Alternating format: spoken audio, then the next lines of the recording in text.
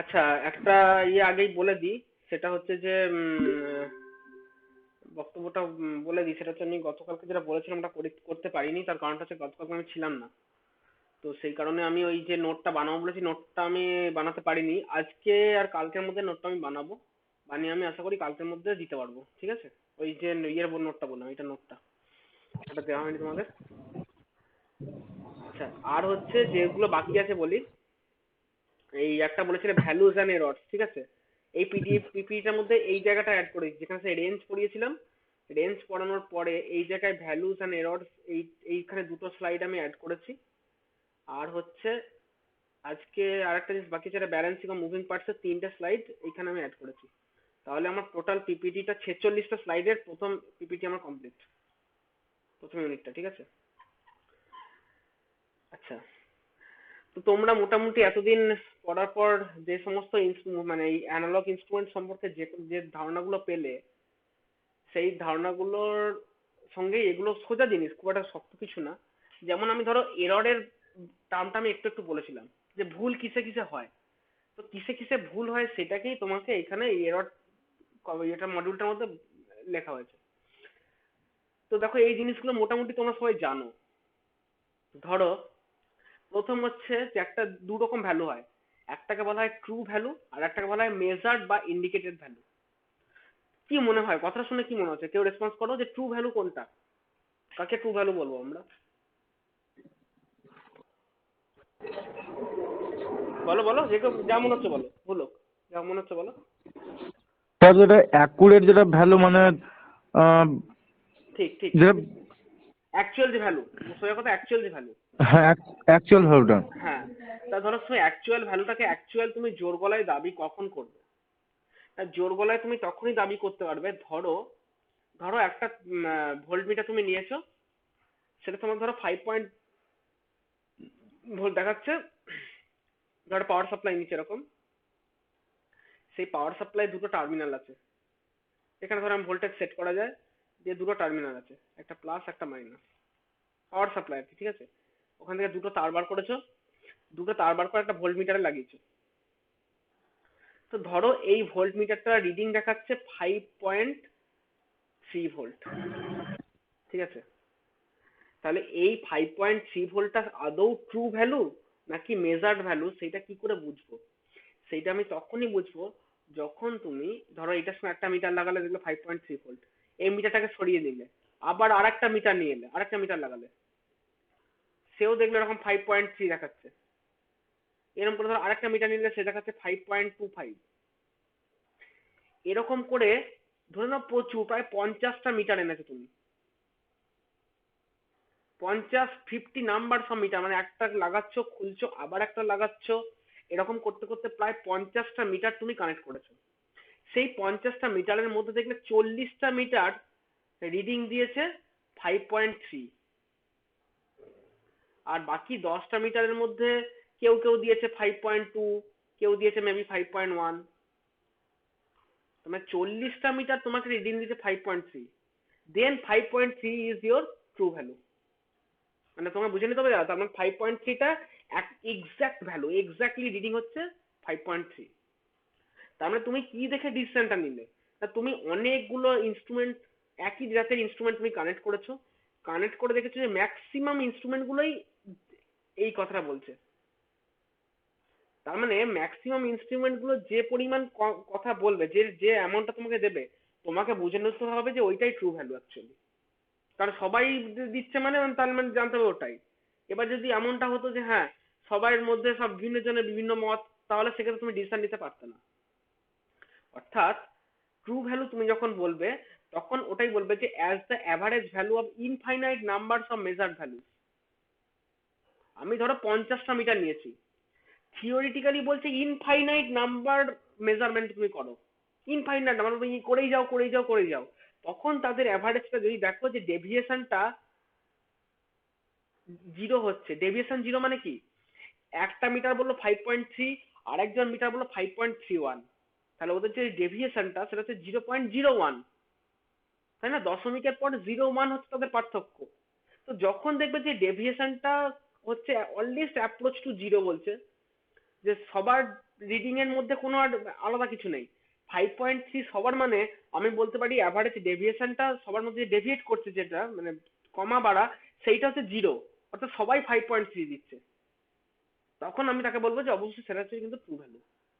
কারো বুঝতে অসুবিধা নেই, সিম্পল লজিক একদম, যেটা অ্যাকচুয়াল ভ্যালু। আর মেজার্ড বা ইন্ডিকেটেড ভ্যালু কোনটা না, এক একটা ইন্ডিভিজুয়াল মিটারে তার যে রিডিং সেইটা হচ্ছে ইন্ডিকেটেড ভ্যালু। যেমন ধরো কিছু মিটার তোমাকে রিডিং দেখালো 5.2, তাহলে 5.2 হচ্ছে তোমার মেজার্ড বা ইন্ডিকেটেড ভ্যালু। কিছু মিটার দেখাচ্ছে 5.1, কিছু মিটার দেখাচ্ছে মেবি 5.3, তাহলে যে মিটারের যেটা রিডিং দেখাচ্ছে ওটা হচ্ছে সেই মিটারের সেই ইন্ডিকেটেড ভ্যালু। এবং সেটা অবশ্যই বলছে যে defined as the approximated value of the true value, প্রায় অ্যাপ্রক্সিমেটলি কাছাকাছি তো থাকবেই। যদি অ্যাপ্রক্সিমেটলি কাছাকাছি না থাকে তাহলে সেটা মিটারই নয়। একটা মিটার সবাই বলছে 5.3, আর একটা মিটার বলছে যে ভোল্টেজটা 4.5, তাহলে তুমি সেই মিটারটাকে ইমিডিয়েটলি রিজেক্ট করবে যে ওটা মিটার নয়, ও ভুলভাল নষ্ট হয়ে গেছে। আমার indicated value should be নিয়ারার to my true value. হ্যাঁ, আমি দাবি করতে পারি না যে একটা মিটার ট্রু ভ্যালু রিডিং দেখাবেই দেখাবে, আমি দাবি করতে পারি না। কিন্তু আমি বলতে পারি যে মিটার যদি সত্যি সত্যি মিটার হয় তাহলে তার ইন্ডিকেটেড ভ্যালুটা should be approximated value of true value, কাছাকাছি থাকবে। ঠিক আছে? তো যে অনেকগুলো রিডিং নেওয়ার পর আমরা যে ভ্যালু পাচ্ছি তাকে বলছি ইন্ডিকেটেড ভ্যালু, বেসিক্যালি আর কিচ্ছু না। ঠিক আছে? তো দেখো যেটা ট্রু ভ্যালু, ধরো আমি একটা মিটার এই ভোল্টেজটা আমি বুঝতে পারছি যে 5.3টা হচ্ছে একদম ট্রু ভ্যালু, আর ইন্ডিকেটেড ভ্যালুটা মনে করো সাপোজ তোমার 5.2 দেখাচ্ছে। 5.2 অ্যাকচুয়াল জানো তুমি যে ট্রু ভ্যালু 5.3, কারণ তুমি সেটা 40খানা মিটারের কথাবার্তা অনুযায়ী তুমি বলছো হ্যাঁ 5.3 আমার ট্রু ভ্যালু, বাট একটা মিটার বলছে 5.2। তখন তুমি এরর কতটা বলবে? দেখো এইটা থেকে এইটা ডিফারেন্সটাই তো এরর, তাই না? এরর যেটা দেখাচ্ছে, তো এটাই বলছি যে এররকে বলা হয় ডিএ টার্মে এরর বলা হয় ডিএ, সেটা হচ্ছে এএম মাইনাস এটি, অর্থাৎ মেজার্ড মাইনাস ট্রু। ঠিক আছে? মেজার্ড ভ্যালু 5.2 দেখাচ্ছে 5.3, তাহলে তুমি বলবে ওটা থেকে ওটা বিয়োগ করলে হচ্ছে 0.1, মাইনাস 0.1 হচ্ছে ওর এরর, অর্থাৎ 0.1 কম দেখাচ্ছে, তাই না? এটাই হচ্ছে ব্যাপার। যদি ধরো তোমার রিডিং আসতো 5.4, ধরো তোমার মেজার্ড ভ্যালুটা হচ্ছে 5.4, সেক্ষেত্রে তুমি করবে মেজার্ড মাইনাস ট্রু, এই যে এএম মাইনাস এটি, দেখো মেজার্ড মাইনাস ট্রু, 5.4 থেকে 5.3 বাদ দিয়ে তুমি তখন বলবে যে প্লাস 0.1, অর্থাৎ 0.1 ভোল্ট বেশি দেখাচ্ছে। এই হচ্ছে ব্যাপার, আর কিচ্ছু না, জানো এটা জিনিসটা। তো এই যে এরর, আমি যখন এই এরর টার্মটা জানলাম যে আচ্ছা তাহলে এই এই যে পার্থক্যটা হচ্ছে এরর, তাহলে তখন একটা মিটারের কোম্পানিকে আমি বলতে পারি, জিজ্ঞেস করতে পারি যে আমি যে আপনার কাছ থেকে মিটারটা কিনবো, তাহলে সে মিটারটা কতটা ভুল দেবে? ভুল তো দিতেই পারে। মিটারটা জোর গলায় দাবি করতে পারে না যে আমি সবসময় ট্রু ভ্যালু দেখাবো সবসময়। হ্যাঁ, তাহলে আমি তখন কোম্পানি বলে দিচ্ছে যে দেখুন, এটা আপনাকে আমি কথা দিতে পারছি না যে আমি ট্রু ভ্যালু দেখাবো, আমার মিটার ট্রু ভ্যালু দেখাবে, কিন্তু কতটা ভুল দেখাবে সেইটা আমি আপনাকে বলে দিতে পারি যে দেখুন এতটা কিন্তু ভুল দেখাবে, ও এতটা ভুল দেখাতে পারে, সেইটা আমি আপনাকে বলে দিতে পারি। তো সেই কনসেপ্টটা যখন আসে তাকে আমি বলছি লিমিটিং এরর বা গ্যারান্টেড এরর। তো গ্যারান্টি দিচ্ছি এই এররটুকু থাকবে, এইটা আমার মিটারে আছে, সেটা আমি বলেই দিচ্ছি। তো বলছি যে concept of the can be if we study this kind of error by considering one example. এর একটা উদাহরণ দিয়ে বলেছে এটা, যে suppose there is a manufacturer, মিটারটা একজন তৈরি করছে ammeter, now he should promise, তিনি প্রমিস করলেন বা ডিক্লেয়ার করলেন that the error and the in the ammeter that is he is selling is not greater than limit he set. উনি বলে দিলেন যে দেখুন আমি যে মিটারটা তৈরি করেছি হ্যাঁ ওটা ভুল দিতে পারে, একটু ভুল দিতে পারে, তবে আমি জোর গলায় গ্যারান্টি দিচ্ছি যে আমার তৈরি করা মিটার 0.1 অ্যাম্পিয়ারের বেশি ভুল দেখাবে না। যদি ভুল ও ম্যাক্সিমাম দেখায় 0.1 অ্যাম্পিয়ার ভুল দেখাতে পারে। হ্যাঁ হতে পারে, তবে তাহলে সেটা বলে দিল প্লাস মাইনাস, এটা বলে দিল। অর্থাৎ আপনার মেজার ভ্যালু যদি 5, ধরুন 7.3 অ্যাম্পিয়ার হয়, ট্রু ভ্যালু যদি 7.3 অ্যাম্পিয়ার হয়, মেবি আমার মিটারটা দেখাতে পারে 7.4 অ্যাম্পিয়ার দেখাতে পারে, অথবা 7.2 অ্যাম্পিয়ার দেখাতে পারে। অর্থাৎ দেখো প্লাস মাইনাস 0.1 অ্যাম্পিয়ারের ডেভিয়েশন আমার হতে পারে। তাহলে তিনি যে ওই কথাটা জোর গলায় বলে দিলেন যে দেখুন ভুল যদি ম্যাক্সিমাম দেখায় তাহলে ওই 0.1 অ্যাম্পিয়ারই ভুল দেখাবে, এর বেশি ভুল দেখাবে না। তাহলে উনি ওই যে কথাটা প্রমিস করছেন বা ডিক্লেয়ার করছেন সেইটাকে বলা হচ্ছে গ্যারান্টেড এরর। যে উনি একটা লিমিট বলেছেন, যখন ভুলটা দেখালে এই রেঞ্জের মধ্যে ভুলটা দেখাবে। যদি ম্যাক্সিমাম এরর আপনি পান এটা পাবেন, এর থেকে কমও হতে পারে, এররটা এর থেকে কমও আসতে পারে, বাট ম্যাক্সিমাম এই এররটা থাকবে। তাহলে উনি যেই লিমিটটা বলে দিচ্ছেন, this limit of error is known as the limiting error or guarantee error, আর কিচ্ছু না। একটা এক্সাম্পল দিয়েছে, যেমন এক্সাম্পলটা কিরকম বলছে, ধরো বলছে একটা 0 থেকে 150 ভোল্টের ভোল্টমিটার, মানে ভোল্টমিটারের রেঞ্জ হচ্ছে 0 থেকে 150 ভোল্ট, ঠিক আছে, has a limiting error of 1% of its full scale reading. মানে ফুল স্কেল যে রিডিং আছে তার মধ্যে বলেছে যে মিটারের ম্যানুফ্যাকচার বলে দিয়েছে যে 1% ভুল হতে পারে। The voltage measured by the instrument is 75 volt. তো বলছে যে ধরো 75 দেখো দেখাচ্ছে, calculate the error in percentage, যে কতটা ভুল সে তাহলে দেখাচ্ছে, ঠিক আছে। তার মানে তুমি দেখো অঙ্কটা আমি ইয়েতে করছি, ব্ল্যাক স্ক্রিনেই করি। তো আমাকে বলেছে মিটারের রেঞ্জ কতটা, মানে এই ধরো মিটারের রেঞ্জ, এইখানে আছে 0 ভোল্ট আর এইখানে আছে 150 ভোল্ট, এবং এই টোটাল রেঞ্জের মধ্যে বলেছে যে এরর যেটা আমার হতে পারে ডিএ, সেই এররটা হচ্ছে কত না 0 ও 1% বলেছে, সরি 1% বলেছে এররটা। অর্থাৎ 100 ভোল্ট 1% এরর মানে হচ্ছে 100 ভোল্টের মধ্যে এরর হচ্ছে 1 ভোল্ট, তাহলে আছে তোমার 150 ভোল্টের রেঞ্জ, তাহলে 150 ভোল্টের মধ্যে কতটা এরর হবে, বুঝতে পারছো, 1.5 ভোল্ট, 1.5 ভোল্ট। তার মানে মিটারটা দাবি করে দিচ্ছে যে আমার কিন্তু 1.5 ভোল্টের একটা এরর থাকতে পারে, এইটাই ম্যাক্সিমাম থাকবে, তার বেশি থাকবে না। যদি খুব বেশি মানে ভুল দেখায় তাহলে 1.5 ভোল্ট ভুল দেখাবে, ঠিক আছে। মানে আমি মিটারটা যদি সব থেকে বেশি ভুল দেখায়, মানে ফুল স্কেল রেঞ্জের উপর দাঁড়িয়ে 1%, তার মানে ম্যাক্সিমাম যে ভুলটা ও দেখাতে পারে সেটা হচ্ছে 1.5 ভোল্টের ভুল দেখাতে পারে। হতেই পারে যে মিটারে তুমি কোনো ভোল্টেজ যদি না দাও, মিটারে যদি কোনো সিম্পলি ভোল্টেজ না দাও, কাঁটাটা জিরো দাগে দাঁড়ানোর কথা ছিল, না দাঁড়িয়ে কাঁটাটা ধরো একটু শিফট হয়ে এরম জায়গায় কাঁটাটা রয়েছে, তুমি ভালো করে দেখলে কতটা ভুল দেখাচ্ছে না 1.5 ভোল্টের ভুলটা দেখাচ্ছে। হতেই পারে এটা, মানে মিটারের মেকার যদি বলে দেন যে আমার মিটারে 1.5 ভোল্টের এরর আসতে পারে, তাহলে তুমি ম্যাক্সিমাম ওর্স্ট পসিবিলিটি কোনটা বলতে পারো, যে বলতে পারো যে এই 0 ভোল্টে হয়তো 0 ভোল্ট দেখাচ্ছে না, তার জায়গায় 1.5 ভোল্ট শো করছে, বা কাঁটাটা একটু শিফট হয়ে গেছে, জিরোতে দাঁড়িয়ে নেই, তো সেটা একটা এরর বেসিক্যালি। তাহলে যদি জিরোতে যদি ওই জায়গায় থাকে, তাহলে আমাকে কোশ্চেনটা কি বলছে, মানে এইটা বুঝতে পেরেছো তো, যে আমার 1.5 ভোল্ট একটা এরর থাকতে পারে। তাহলে কথাটা কি বলছে যে the voltage measured by the instrument is 75 volt.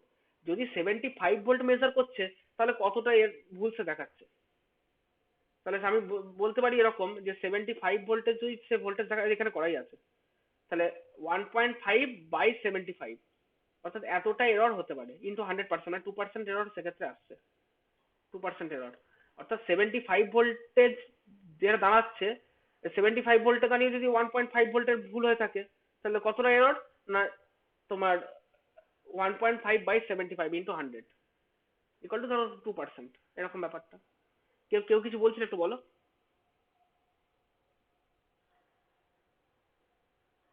বলার নেই তো। মানে ব্যাপারটা হচ্ছে এটাই দাঁড়ালো, ধরো 0 ভোল্টের যে দাগটা ছিল সেই দাগে না দাঁড়িয়ে, হ্যাঁ বলো বলো।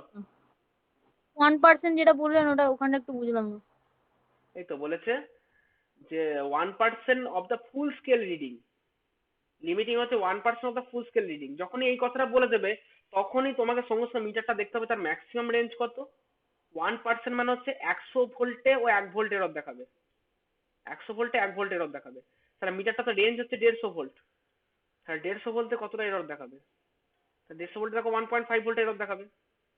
তো সেইটাই আমি বললাম যে এই যে 1% অফ, এই যে আমি একটু আগে বললাম না যে গ্যারান্টেড এরর, মিটারের মেকার গ্যারান্টি দিয়ে দিলেন যে আমার যে ম্যাক্সিমাম এররটা হবে সেইটা হবে কিন্তু 1%, 1% হবে।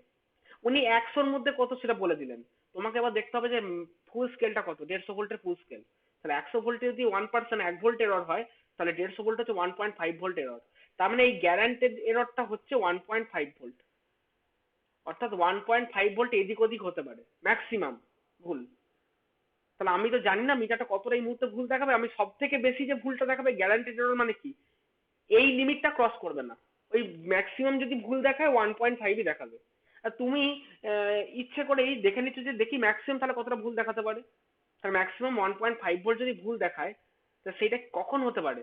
জিরো, মনে করো তুমি কোনো ভোল্টেজ দাওনি মিটারে, অর্থাৎ কাঁটা জিরো দাগে দাঁড়ানোর কথা, ও না জিরোতে দাঁড়িয়ে 1.5-এ দাঁড়িয়ে আছে কাঁটাটা। তার মানে ওটাই হচ্ছে ওর ভুলটা, যে মানে 1.5 ভোল্টের ভুল হয়ে আছে। বক্তব্যটা হলো যে মিটারটা বিক্রি করার সময় বলে দেবে না 1.5 ভোল্ট এরর থাকতে পারে, ও বলে দেবে 1%, ও পার্সেন্টাইলে বলে দেবে। তোমাকে এই পার্সেন্টাইল থেকে রেঞ্জের ভেতর দিয়ে গুণ করে দেখতে হবে যে অ্যাকচুয়াল কত ভোল্টের এরর দেখাবে। ওর ইন টার্মস অফ ভোল্টে বলবে না, ও ইন টার্মস অফ পার্সেন্টেজে বলবে। এইটা হচ্ছে বক্তব্য। তাহলে যদি 1.5 ভোল্ট গ্যারান্টেড এরর হয়, অর্থাৎ 1.5 ভোল্ট ভুলটা আমার হবেই, তার বেশি ভুল দেখাবে না। তাহলে আমি সব থেকে ওটাই ধরে নিলাম যে হয়তো কাঁটাটা মেবি জিরো দাগে দাঁড়িয়ে নেই, কাঁটাটা 1.5-এই দাঁড়িয়ে আছে অলরেডি, মানে ওইখানে একটুখানি ভুলটা হয়েই আছে অল্প, প্রথম থেকে ধরে নিতে পারি। তো সেক্ষেত্রে যদি 75 ভোল্ট আমি মেজার করতে যাই, দেখবো যে 76.5 রিডিং দেখাচ্ছে। আমি হয়তো বা বা বা- বা কথাটা ভুল বললাম, লিখেছে the voltage measure by the instrument 75 volt, instrument দেখাচ্ছে 75 ভোল্ট, হতেই পারে যে অ্যাকচুয়াল ভোল্টেজটা 73.5 ভোল্ট, অ্যাকচুয়াল রিডিং 73.5 ভোল্ট, তার সঙ্গে ওই যে 1.5 ভোল্টের এরর যোগ হয়ে গিয়ে মিটারটা 75 ভোল্ট তোমাকে শো করছে। হতেই পারে এটা। তাহলে কতটা এরর? না দেখো, আমরা কি করি, 75 মাইনাস এটা বাই 75 এরকম করি তো। তো ওটাই বেসিক্যালি করেছি, দেখো 1.5/75 ইন্টু 100%, মানে 2% হচ্ছে সেক্ষেত্রে রিডিং, সেটা এরর। তুমি যদি আরো কম ভোল্টেজ মেজার করতে যাও, তখন দেখবে আরো বেশি এরর। অর্থাৎ 75 ভোল্ট এরর মেজার করতে গিয়ে দেখছে 2% এরর, 75-এর অর্ধেক হচ্ছে 37.5। 37.5 যদি রিডিং দেখাচ্ছে, তাহলে আমরা কি করব, 1.5/37.5 ইন্টু 100%। তো এটা করলে দেখো 4% এরর সেক্ষেত্রে। স্যার, বলো। হ্যালো স্যার, বলো বলো। যদি 1.15 তাহলে 100% এরর চলে আসছে। হ্যাঁ বলো, আগে বলো, বুঝলাম না। 1.5 যদি মেজার করতে যায়, হ্যাঁ হ্যাঁ হ্যাঁ হ্যাঁ হ্যাঁ, তাই তো তাই তো তাই তো। ওই তো 1. হ্যাঁ ঠিকই বলছো তুমি। কারণটা হচ্ছে কি, 1.5 ভোল্ট তুমি যদি মেজার করতে যাও, তাহলে 1.5 ভোল্টেজ তুমি দিচ্ছ, আর কাঁটা দাঁড়িয়ে আছে 1.5 প্লাস 1.5, মেবি 3 ভোল্টে দাঁড়িয়ে আছে। ডবল ভুল, ওই ডবল ভুলটাই তো 100% ভুল, তাই না? তুমি দিচ্ছ 1.5 আর দেখাচ্ছে 3। ব্যাপারটা পুরো ধরতে পেরেছো তো? ওই যে কাঁটাটা যেহেতু জিরো থেকে দাঁড়িয়ে নেই, 1.5-এ দাঁড়িয়ে আছে, সেই জন্যই টোটাল ভুলটা হয়ে যাচ্ছে। আর যত কম ভোল্টেজ মেজার করতে যাচ্ছ, তত বেশি এরর হচ্ছে। তুমি যদি 1.5 মেজার করতে যাও, তাহলে দেখাচ্ছে তো কাঁটা 3-এ দেখাচ্ছে, তা কোথায় 1.5 আর কোথায় 3, মানে পুরো ডবল ভুল। ডবল ভুল হলে সেটা কেন বলছে 100% ভুল, তাই না? এই হচ্ছে ম্যাথ কনসেপ্ট, গ্র্যান্টেড এরর। তো দেখো যে এই এরর কত রকমের হতে পারে। মানে একটা মিটারের যে আমরা এরর বলছি, ইনস্ট্রুমেন্টের এরর কি কি টাইপের ইনস্ট্রুমেন্টের এরর হতে পারে? বলছে মেনলি 3টে টাইপের এরর হয়। একটাকে বলছি গ্রস এরর। গ্রস এররটা কি? বলছে হিউম্যান মিস্টেক, আমাদের মানুষের ভুল। আমাকে ধরো আমার কিছু একটা ইয়ে হচ্ছে, আমার মনটা সেই দিকে পড়ে আছে, আমি মেজারমেন্ট করতে গিয়ে, রিডিং নিতে গিয়ে ভুল করছি, রেকর্ডিং করতে গিয়ে ভুল করছি, কোনো ক্যালকুলেশন করতে গিয়ে মিস্টেক ইন ক্যালকুলেশন, এইসব করতে গিয়ে ভুল করছি, সেই সব কেসগুলোতে গ্রস এরর। বাজে ভুল একদম দেখে বলে, যেগুলো ভুলের ক্ষমা হয় না, বাজে ভুল, সেগুলো গ্রস এরর। যেমন বলছে for example, while taking the reading from the meter of the instrument he may read 21 as 31, আছে 21, ও ভুল করে দেখে লিখে 31 লিখে ফেললো। তাহলে সেই যে ভুলটা, দেখার ভুল, মানে ব্যাপারটা হচ্ছে এটা হুঁশো, বলে না হুঁশো হয়ে গেছে, মানে ওর হুঁশই নাই। তো হুঁশোমি অবস্থায় যদি সে হুঁশোমি করে, অর্থাৎ 21 দেখতে গিয়ে 31 দেখে, তাহলে সেটা, ওইগুলো কোনো ক্ষমা নেই। তো সেইগুলো হচ্ছে বেসিক্যালি গ্রস এরর। ক্যালকুলেশন করতে গিয়ে ভুল করলো, কোনো মিটারের রিডিং রেকর্ড করতে গিয়ে ভুল করলো, হিউম্যান মিস্টেক বেসিক্যালি, তাকে বলছি গ্রস এরর। এটার মানুষের ভুল, এর কোনো ক্ষমা হয় না। সিস্টেমেটিক এররটা মেবি তোমার হাতে নাও থাকতে পারে। সেটা কি বলছে না, প্রথম হতে পারে দেখো ইনস্ট্রুমেন্টাল এরর, অর্থাৎ ইনস্ট্রুমেন্টের নিজেরই গোলমাল আছে, ঠিক আছে? বিভিন্ন কারণে থাকতে পারে বিয়েটা। যেমন হচ্ছে আমি এই এক্ষুনি যে এক্সাম্পলটা দিলাম, যে কাঁটাটা জিরো দাগে দাঁড়িয়ে নেই, কাঁটাটা 1.5-এ দাঁড়িয়ে আছে, তার মানে ওটা ইনস্ট্রুমেন্টের নিজের এরর, ওখানে তো তোমার কিচ্ছু করার নেই। তার মানে কি মিটারটা দেখো প্রপার ক্যালিব্রেশন করা নেই, এই যে calibration of the indicating measuring instrument proper calibration করা নেই। তারপরে আবার ফ্রিকশন, ধরো তুমি যে ড্যাম্পিংটা দিয়েছো স্প্রিংটা খুব টাইট হয়ে গেছে সেই জন্য ভুল দেখাচ্ছে। কোনো হিস্টেরিসিস, ম্যাগনেটাইজারের হিস্টেরিসিস প্রপার্টি কমে গেছে যার জন্য রিডিং এরর দেখাচ্ছে। তারপরে হয়তো মিটারটা লোডিং হয়ে গেছে, লোডিং মানে তোমার কয়েলের ভেতর দিয়ে প্রচন্ড কারেন্ট ড্রপ হয়েছে কয়েলের অ্যাক্রসে, তো সেটা লোডিং এফেক্ট হয়েছে। ইনস্ট্রুমেন্টটা ঠিকঠাক মিস ইউজ করা হয়েছে তার জন্য নষ্ট হয়ে গেছে, তার জন্য জিরো অ্যাডজাস্টমেন্টে নেই, জিরো অ্যাডজাস্টমেন্ট মানে হচ্ছে তখন জিরো দাগে দাঁড়িয়ে নেই, ইত্যাদি কারণের জন্য ইনস্ট্রুমেন্টের যত রকম এরর হয় সেটা হচ্ছে ইনস্ট্রুমেন্টাল এরর। বলো কে কি বলছো বলো। স্যার বলছি হিস্টেরেসিস মানে কি?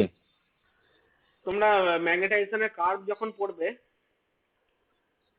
ম্যাগনেটাইজেশনের কার্ভের একটা ইয়ে আছে, সেটা হচ্ছে ম্যাগনেটাইজেশন কতটা, মানে একটা বিএইচ কার্ভ হয় এরকম, ঠিক আছে, এদিকটা হচ্ছে এইচ, এইটা হচ্ছে বিএইচ কার্ভ হয় ম্যাগনেটাইজেশন। এটা পড়েছো কেউ ম্যাগনেটাইজেশনের বিএইচ? স্যার আমাদের ছিল। এই তো এইটা হচ্ছে হিস্টেরিসিস, হ্যাঁ। পড়েছিল এটা, অর্থাৎ কতটা স্যার আনলোড স্যার। হুম। তো ব্যাপারটা হচ্ছে কতটা ম্যাগনেটিক ফোর্স, মানে কতটা ম্যাগনেটিক ফিল্ড অ্যাপ্লাই করলে তার ভেতরে কতটা ম্যাগনেটিক ফোর্স ইন্টেন্সিটি তৈরি হচ্ছে, সেইটা হচ্ছে তার কার্ভটা হচ্ছে বিএইচ কার্ভ। একটা হিস্টেরিসিস প্রপার্টি হচ্ছে ওইটাই, যেটা চুম্বকের ওই যে ধরো তুমি এতটা মানে ম্যাগনেটাইজেশন ফিল্ড দিলে তার জন্য ম্যাগনেট এতটা তৈরি হলো, তাহলে তার মধ্যে একটা সেটা তার হিস্টেরিসিস প্রপার্টি। এবার হতেই পারে যে ম্যাগনেটের যে তোমার কোডটা কোনো কারণে খারাপ হয়ে গেছে, রাস্টিং পড়েছে, তুমি যে তাকে ইলেকট্রোম্যাগনেট দিয়ে যতটা ম্যাগনেটাইজ করতে চাইছো সে হয়তো ততটা ম্যাগনেটাইজ হচ্ছে না, সেটা হচ্ছে হিস্টেরিসিস এরর, ঠিক আছে। তো সেই রকম hysteresis problem. Okay sir.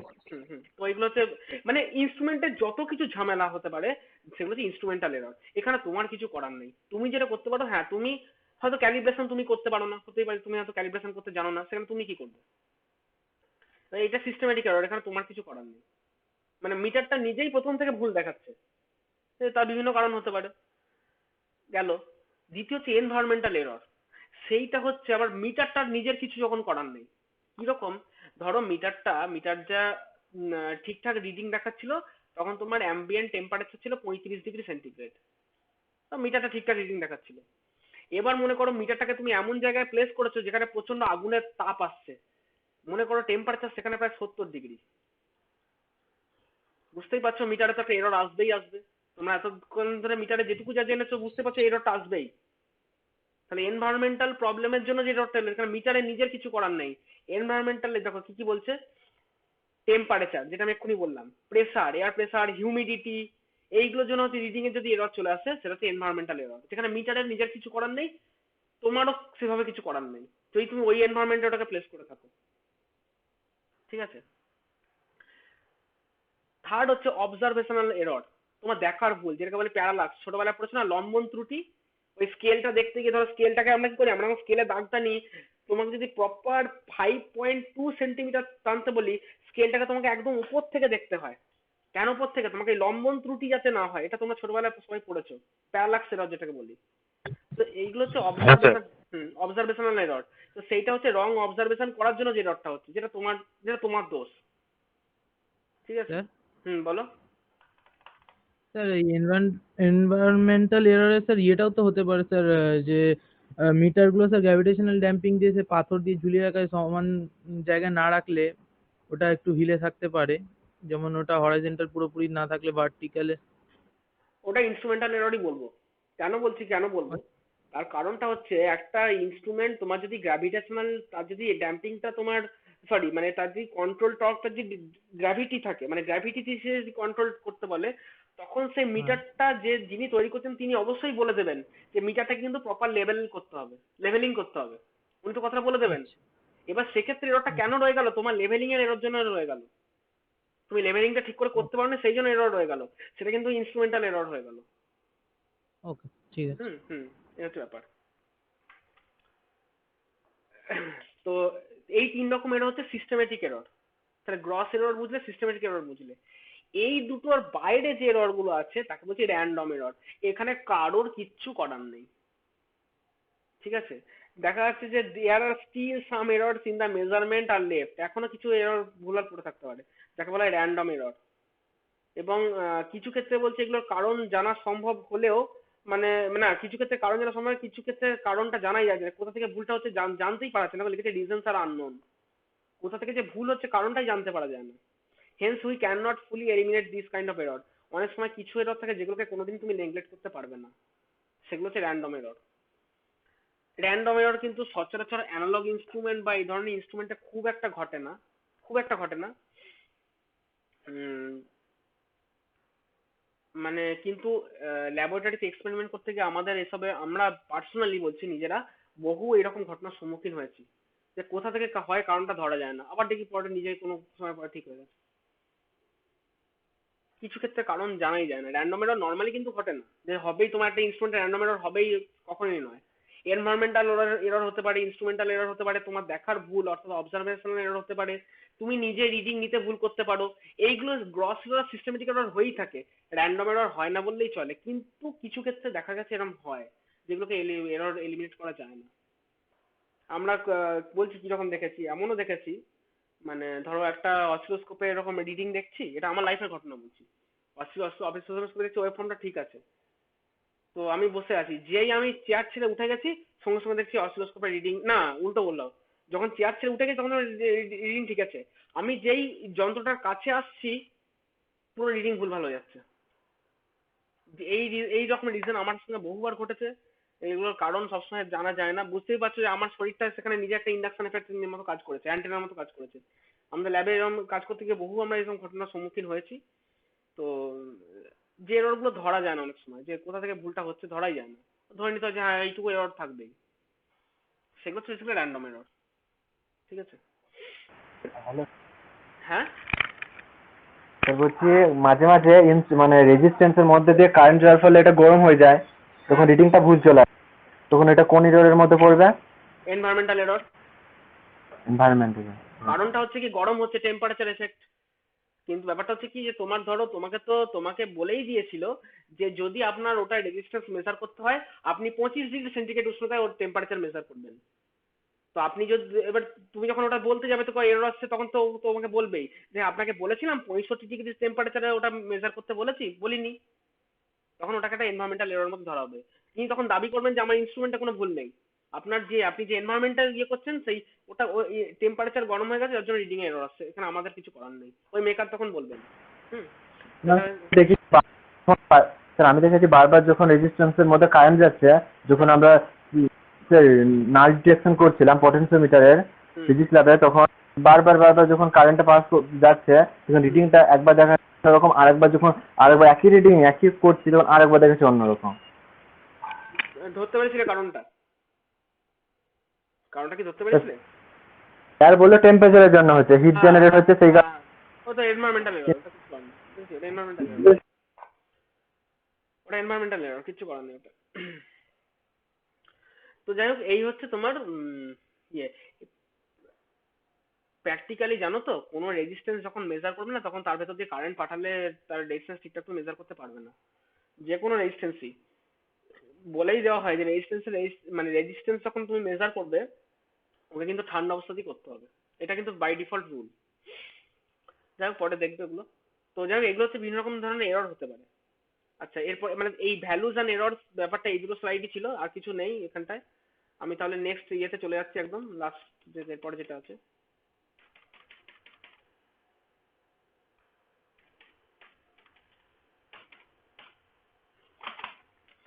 Next একটা সবথেকে গুরুত্বপূর্ণ জায়গা আছে, ব্যালেন্সিং অফ মুভিং পার্ট। এইটা বলার আগে তোমাদেরকে এই জায়গাটা একটু দেখাই।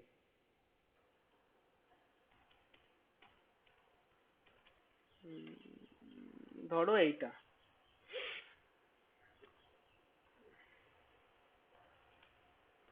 হ্যাঁ এই ছবিটাই ঠিক আছে, এটাই ভালো বোঝাতে পারবো। দেখো এখানে একটা অ্যারেঞ্জমেন্টের ছবি দেখিয়েছে। যে অ্যারেঞ্জমেন্টের ছবিটা, এটা তো বুঝতে পারছো যে এই স্প্রিং দুটো বেসিক্যালি কন্ট্রোলিং টর্ক, মানে স্প্রিং কন্ট্রোলিং টর্ক হিসেবে বোঝানোর জন্য এই ছবি দুটো দেখিয়েছিল। হেয়ার স্প্রিং দুখানা, মানে যাতে যদি এইদিকে তোমার এদিক থেকে যদি ডিফ্লেকশন টর্ক আসে, যাতে স্প্রিং দুটো এদিক থেকে কন্ট্রোল টর্কটা প্রোভাইড করতে পারে, যে দুটো স্প্রিং দিয়েছে। এই সব সব ঠিক ছিল। একটা জায়গা কিন্তু এখনো বলা বাকি। কোনটা সেটা? সেটা হচ্ছে দেখো, ওই যে কালকে বললাম না যে ঘোরার সময় তুমি যদি ড্যাম্পিং টর্ক প্রোভাইড নাও করো, তাও কিন্তু মিটারটা একটু নড়াচড়া করতে করতে আস্তে আস্তে থেমে যাবে, মানে ইটসেলফ এর নিজের কিছু ড্যাম্পিং ফ্যাক্টর আছে। কোথা থেকে সেটা? সেটা হচ্ছে এইখানে যে বিয়ারিং অ্যারেঞ্জমেন্টটা, কাঁটাটা তো আর শূন্যের মধ্যে ঝুলবে না, তোমাকে কাঁটাটাকে এই তলায় বা কোনো একটা জায়গাতে একটা বিয়ারিং অ্যারেঞ্জমেন্ট দিতে হবে, যার মানে যার উপর দাঁড়িয়ে কাঁটাটা মুভ করবে, একটা বিয়ারিং অ্যারেঞ্জমেন্ট। তাহলে ওই যে বিয়ারিং অ্যারেঞ্জমেন্টটা তুমি দিচ্ছ, সেইটা যখন এই যে মুভিং, এই টোটাল এর মধ্যে, এই টোটাল মিটারটার মধ্যে মেনলি মুভ করছে এই কাঁটাটা, পয়েন্টারটা, তাহলে এই যে মুভিং যে বডিটা, এই মুভিং বডিটাকে ব্যালেন্স করবে কে? ব্যালেন্স মানে কি কি জিনিস দিয়ে দুদিকটা অ্যাটাচ করা থাকবে, এইটা হয়ে গেছে প্রশ্ন।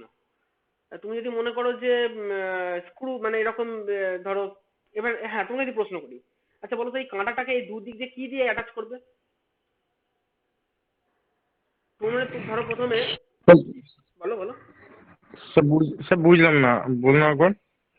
আচ্ছা দাঁড়াও, আমি বলতে চাইছি ধরো এই কাঁটাটা তো মুভ করবে এদিক ওদিক, ওই কাঁটাটা নিশ্চয়ই তুমি এর সঙ্গে স্প্রিং লাগালে এ লাগালে সব ঠিক আছে, কিন্তু বলতে চাইছি কাঁটাটা কিসে, মানে তোমার এটা তো শূন্যের মধ্যে কাঁটাটা ঝুলবে না, ওকে তো একটা জায়গায় অ্যারেঞ্জমেন্টে ফিট করতে হবে কাঁটাটাকে। আমার প্রশ্ন হচ্ছে তুমি এই কাঁটাটার এই যে টোটাল এই স্যাপটা, এই স্যাপটা দু প্রান্তে কি দিয়ে এটাকে ফিট করবে? তুমি যদি ভাবো বল বিয়ারিং, বল বিয়ারিং দিয়ে এত স্মুথলি ঘুরতে পারবে মনে হয়? কি মনে হয় বল বিয়ারিং এত স্মুথলি ঘুরতে পারবে? তো পিভেট না নয়? হুম হুম হুম হুম। পিভেট। হ্যাঁ পিভেটটা পরে বলছি, ও ঠিকই বলেছে পিভেট। বক্তব্যটা হলো যে এইটা কি, এইটা কি দিয়ে ব্যালেন্স করবে সেইটা যেখানে আমরা জানতে হবে, সেইটা হচ্ছে ব্যালেন্সিং অফ মুভিং পার্ট, এইটা। অর্থাৎ কি কি জিনিস দিয়ে আমার এই এটা লাগানো যেতে পারে। তো তিনটে জিনিস দিয়ে লাগানো যেতে পারে, এই তিনটে জিনিসই তোমাদের জানতে হবে বা পড়তে হবে, আর এর বেশি কিচ্ছু নেই, তিনটে জিনিস দিয়ে আমরা লাগাতে পারি। প্রথম হচ্ছে সাসপেনশন। সাসপেনশন কথাটা তোমরা ভালো করে জানো, সাসপেনশন মানে কি? ঝুলিয়ে রাখা। অর্থাৎ কাঁটাটা যে মুভ করবে, কাঁটাটা দুটো জায়গা থেকে ঝুলছে, কোথা থেকে ঝুলছে? দেখো এই কাঁটাটা, এই বড় এই ডান দিকে ছবিটা দেখো, মাথায় একটা এরকম বাটি মতো দেখতে পাচ্ছ, আর নিচে একটা এরকম বাটি মানে এরকম সিলিন্ডার চোঙ মতো দেখতে পাচ্ছ। ওর ভেতরে কি আছে? ওর ভেতরে এরকম স্প্রিং আছে দেখো। তো যখনই সাসপেনশন স্প্রিং দিয়ে ব্যাপারটা লাগাবে, অর্থাৎ ওপর দিকে একটা লাগিয়েছো, নিচের দিকে একটা লাগিয়েছো, এইটা যখন সুন্দরভাবে করে দেবে, এবার দেখো তুমি কাঁটাটা খুব সুন্দর ফ্রিলি ঘুরতে পারবে, সে এদিকে ঘুরুক বা এদিকে ঘুরুক। ওপর নিচে স্প্রিং দিয়ে মনে করো ব্যাপারটা ঝুলছে।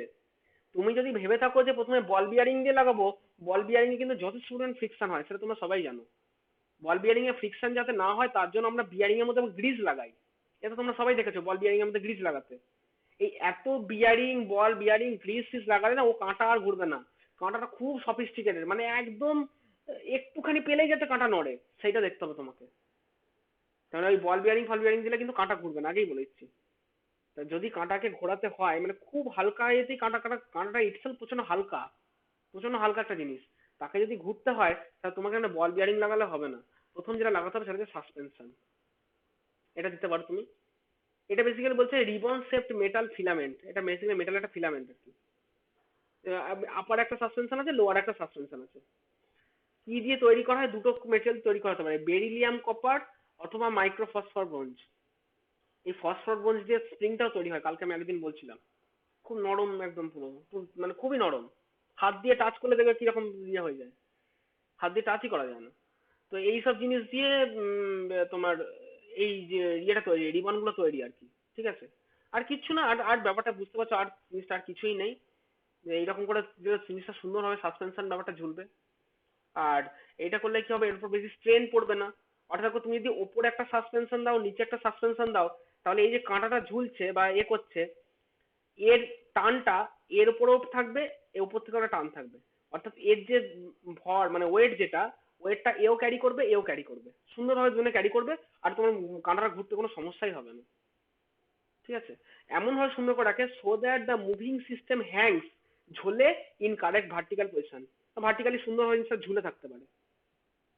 ঠিক আছে, এবং বলছে যে এই সাসপেনশনটাই কোথায় ইউজ করা হয়? যেখানে গ্রেট সেন্সিটিভিটি দরকার, মানে কাঁটা যেন খুব সূক্ষ্মভাবে নড়তে পারে, তার নড়াটা যেন আমরা বুঝতে পারি। ধরো খুব মানে খুব সেন্সিটিভ একটা ইনস্ট্রুমেন্ট তুমি নিয়েছো, যাতে একটুখানি কিছু ভোল্টেজের চেঞ্জেই কাঁটা ঘুরতে পারে। তার মানে তোমাকে এখানে একদমই কাঁটাকে ঘোরার পথে বাধা দিলে হবে না।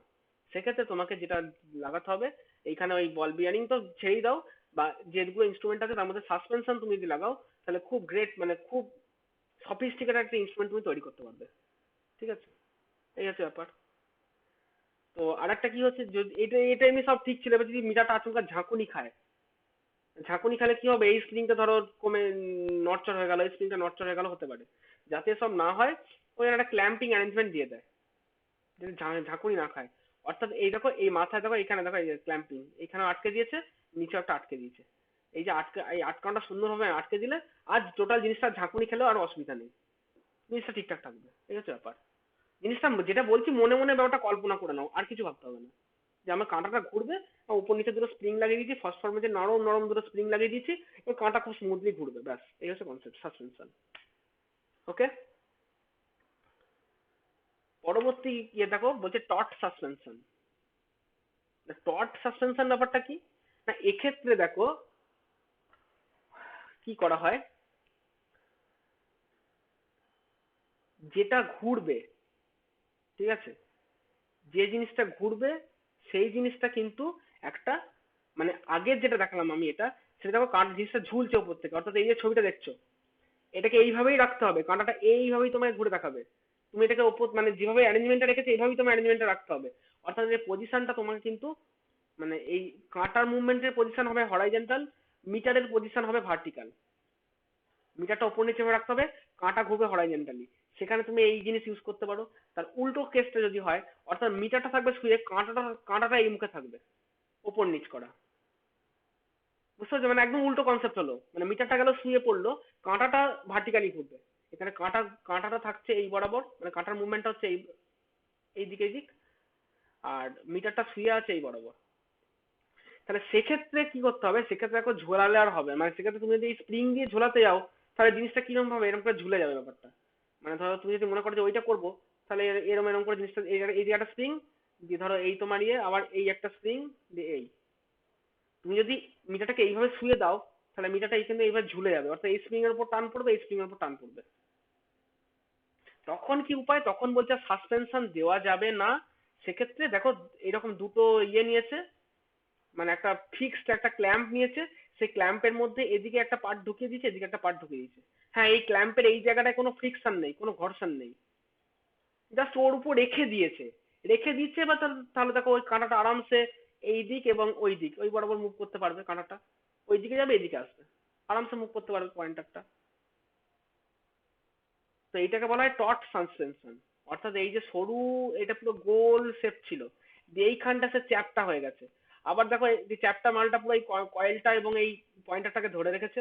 আবার এখান থেকে চ্যাপটাটা আস্তে আস্তে সরু হয়ে সিলিন্ডার শেপ নিয়ে জাস্ট এই জায়গা দূরে জাস্ট রেখে দেওয়া আছে, জাস্ট রেখে দেওয়া আছে। তো সেইটা হচ্ছে টট সাসপেনশন। ক্লিয়ার ব্যাপারটা সবার কাছে? ওকে, একদম সোজা জিনিস, কিন্তু জাস্ট তুমি জিনিসটার ছবিটা মনে রাখবে, আর জিনিসটা একদম সোজা হয়ে যাবে, একবার সোজা জিনিস, ব্যালেন্স এবং মুভিং পার্টে কিচ্ছু নেই। আর আছে হচ্ছে ব্যালেন্স এবং মুভিং পার্ট, আর একটা আছে pivot and jewel bearing. Pivot টার্মটা কেউ একটা বললে না প্রথমে, পিভট টার্মটা কি একটা বললে? হুম, এটাও খুব একটা ভালো সিস্টেম। সেখানে বলছে কি, যে তোমার যদি ফ্রিকশনকে জিরো করতে হয়, আমরা কি জানি ফ্রিকশনটা কার সাথে প্রপোর্শনাল, সারফেস এরিয়ার সাথে প্রপোর্শনাল। অর্থাৎ অর্থাৎ ব্যাপারটা হচ্ছে এরকম, যে তুমি ধরো তোমার একটা সারফেস এবং একটা সারফেসের যেটা তোমার ফ্রিকশন, ঘর্ষণ, সে ঘর্ষণটা কখন বেশি হয় না, সারফেস এরিয়া যত বাড়ে। আমি যদি সারফেস এরিয়াটা একদম কমিয়ে দিতে পারি, তাহলে দেখো ঘর্ষণটা হয় না। কি করা হয়েছে দেখো, এই এই ছবিটা দেখলে তুমি বুঝতে পারবে।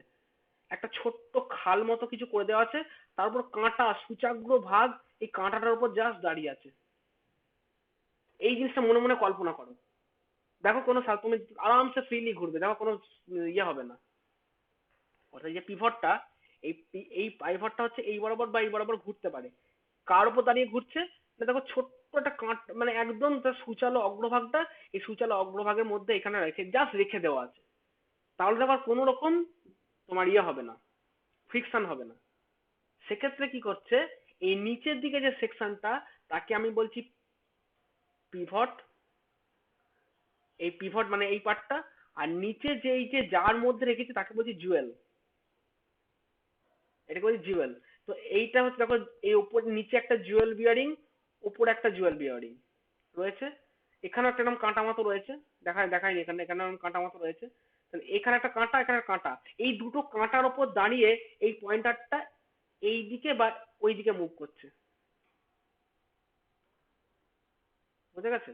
ওটাই লেখা আছে mounted on a spindle made of hardened steel, একবার শক্তপোক্ত স্টিলের তৈরি একটা জিনিসপত্র। The two ends of the spindle, মানে এই যে স্পিন্ডলটা বলছেন যেটা, two end of the spindle are made conical, একবার শঙ্কুর মতো আকৃতি করা হয়, ছুঁচালো শঙ্কুর মতো আকৃতি, and then polish to form পিভটস।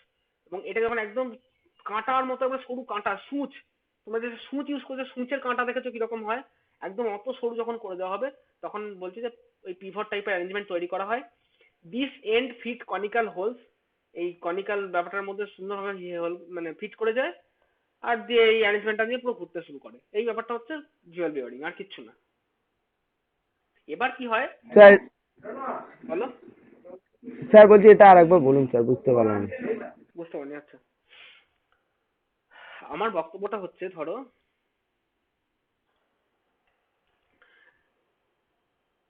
আচ্ছা আগে দুটো বুঝে গেছো, এইটাতে বলছে এরকম যে মনে করো আমি চাইছি কি ঘর্ষণটা যাতে না হয়।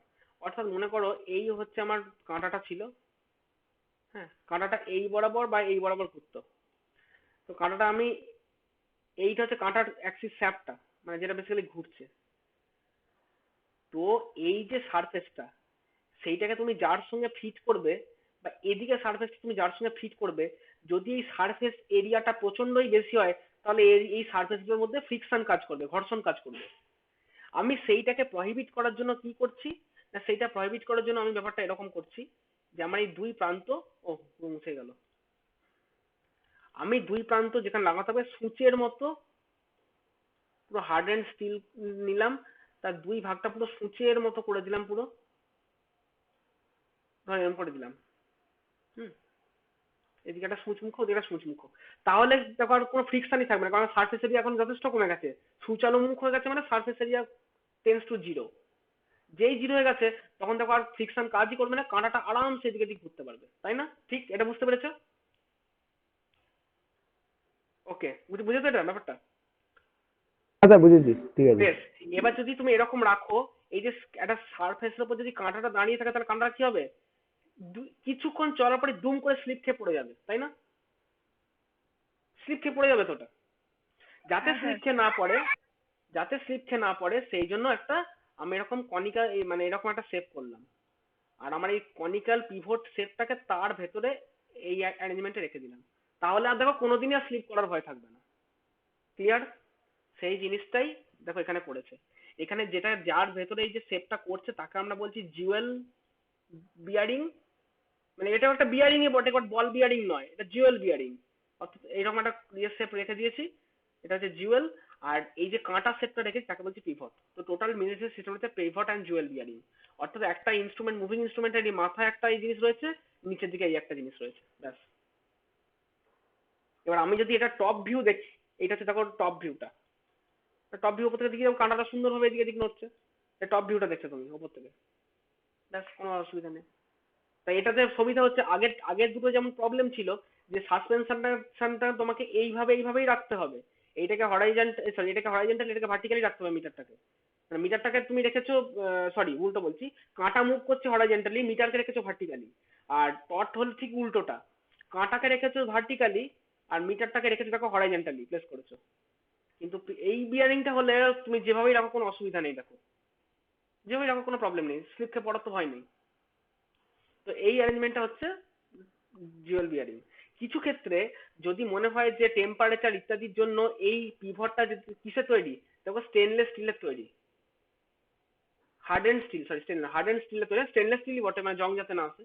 তো ধরো একটু গরম হয়ে গেল, হতেই পারে একটু গরম হলো, এইটা লেন্থে বাড়লো, এই পিভটটা লেন্থে বেড়ে গেল, যাতে লেন্থে বাড়লে প্রপার জায়গাটা পায় তার জন্য তারা একটা স্প্রিং দিয়ে দিয়েছে। অর্থাৎ যদি চাপ দেয়, চাপ দিয়ে যেন এটাকে একটু নিচের দিকে বসিয়ে ও জিনিসটা ব্যালেন্সে রাখতে পারে সুন্দর করে, ওই জন্য নিচে স্প্রিংটা দিয়েছে, যাতে যদি চাপ দেয় তাহলে এইটা একটু নেমে এসে ওকে যাতে জায়গাটুকু দিতে পারে। বুঝা গেছে? তো এইটা হচ্ছে আমার বেসিক্যালি মুভিং পার্টগুলোর ব্যালেন্স করার তিনটে টেকনিক, আর কিচ্ছু নেই। সিলেবাস কমপ্লিট, ফাঁকা, আর কিছু নাই। আমাদের টোটাল দিয়েটা দেখিয়ে দিই কি কি ছিল সিলেবাসটা। সিলেবাস কমপ্লিট হয়নি, ইউনিট 1 কমপ্লিট হলো, সরি সিলেবাস কমপ্লিট বলা যাবে না। দাঁড়া, এই তোমাদের সিলেবাস, এই যে ইউনিট 1 পারপাস অফ মেজারমেন্ট তোমরা পড়ে নিয়েছো, সিগনিফিকেন্স পড়ে নিয়েছো, রেঞ্জ কাকে বলে পড়েছো, সেন্সিটিভিটি কাকে বলে পড়েছো, আজকে জানলে ট্রু এবং ইন্ডিকেটেড ভ্যালু কাকে বলে, আজকে লিমিটিং এরর জিনিসটা পড়লে, এবং তাছাড়া আর কি কি ধরনের এরর হতে পারে সেটা পড়লে। আগে resolution, accuracy, precision, instrument efficiency এগুলো সব পড়েছো। তারপর হচ্ছে তোমার অ্যাবসলিউট সেকেন্ডারি ইনস্ট্রুমেন্ট কাকে বলে, তার ক্লাসিফিকেশন এগুলো পড়েছো, ডিজিটাল অ্যানালগ কাকে বলে, indicating, integrating and recording instrument 3 রকম পড়েছো, ডিফ্লেকশন টর্ক তার প্রোডাকশন মেথড, কন্ট্রোলিং টর্ক আর এই স্প্রিং কন্ট্রোল, গ্র্যাভিটি কন্ট্রোল পড়েছো, ড্যাম্পিং টর্ক আর ডিফারেন্স মেথড পড়েছো, ব্যালেন্সিং অফ মুভিং পার্ট আজকে পড়লে, এবং বলে দিচ্ছে নো ম্যাথামেটিক্যাল ডিডাকশন লাগবে না, শুধুমাত্র যদি যদি ফাইনাল এক্সপ্রেশন যদি থাকে। তাহলে এই টোটালটা নিয়ে তোমার ইউনিট 1 আজকে কমপ্লিট হলো। আমি আজকে নোটটা বানানোর চেষ্টা করছি, আশা করি বানিয়ে ফেলতে পারবো আজকে কালকের মধ্যে। কালকে নোটটা পেয়ে যাবে, পেয়ে সামনের সপ্তাহে তোমরা যেদিন বলবে সেদিন আমি পরীক্ষাটা নেবো, অসুবিধা নেই। আর সোমবার থেকে আমরা চেষ্টা করছি ইউনিট 2টা ধরতে, ঠিক আছে? ওকে, তাহলে সবাইকে আর কিছু বলার নেই তো কারো? হ্যালো স্যার, বলো। একটু রিলেটিভ ইররটা বলবেন? হ্যাঁ হ্যাঁ, রিলেটিভ ইররটা একটু বলুন স্যার। রিলেটিভ না লিমিটিং এরর বলো। স্যার লিমিটিংটা বুঝতে পেরেছি, রিলেটিভটা একটু বলুন, আমাদের নেই তো সিলেবাসে তাও। দাঁড়াও,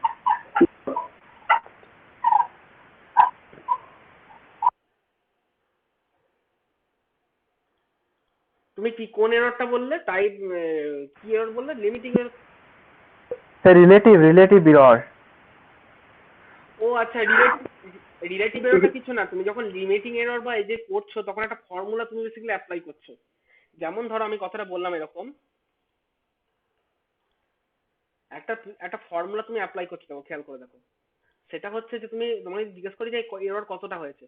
ধরো তুমি অ্যাপ্লাই করেছো 75 ভোল্ট, 75 ভোল্ট অ্যাপ্লাই করেছো, আর দেখাচ্ছে হয়তো 73.5 ভোল্ট, কথা কথা বলছি, দেখাচ্ছে এটা, তুমি অ্যাপ্লাই করেছো এটা দেখাচ্ছে এটা।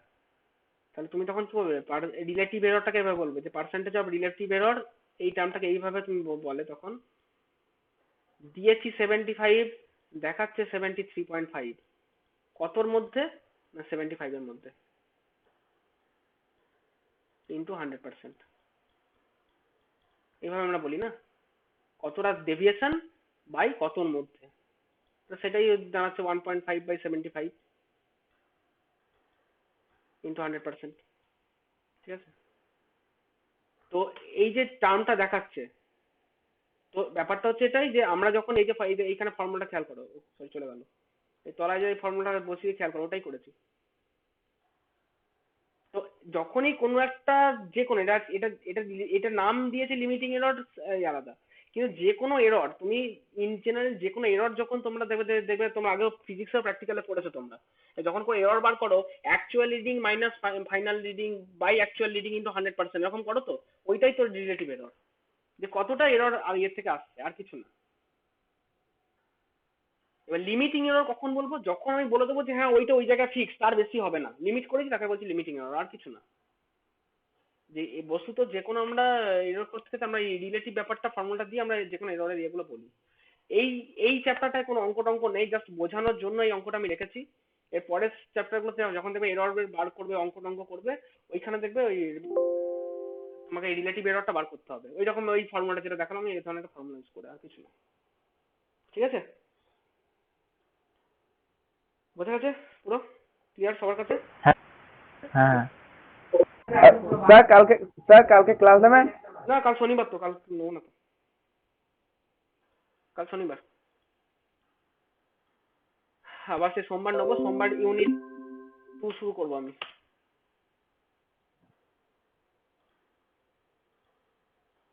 কজন আছে? 11 জন। 1 2 3 4 5 6 7 8 9, ও আমার দুটো, 10 11। স্যার বলছি কালকে কি নোটটা তাহলে আপনি দেবেন? আমি কালকে নোটটা দিয়ে দেবো, আজকে লেখা শুরু করছি, কালকের মধ্যে কমপ্লিট হবে, আমি কালকে আমি ওকে জানাবো, স্যার, ওকে গ্রুপে স্যার। গ্রুপে জানিয়ে দেবো। হ্যাঁ, আজকে কি বার গো? 5, আজকে ঠিক আছে 5 বার করো। স্যার আজকে ফ্রাইডে। হ্যাঁ হ্যাঁ, ফ্রাইডে, ঠিক আছে। ঠিক আছে, চলো তাহলে রেকর্ডিং স্টপ, এই রে।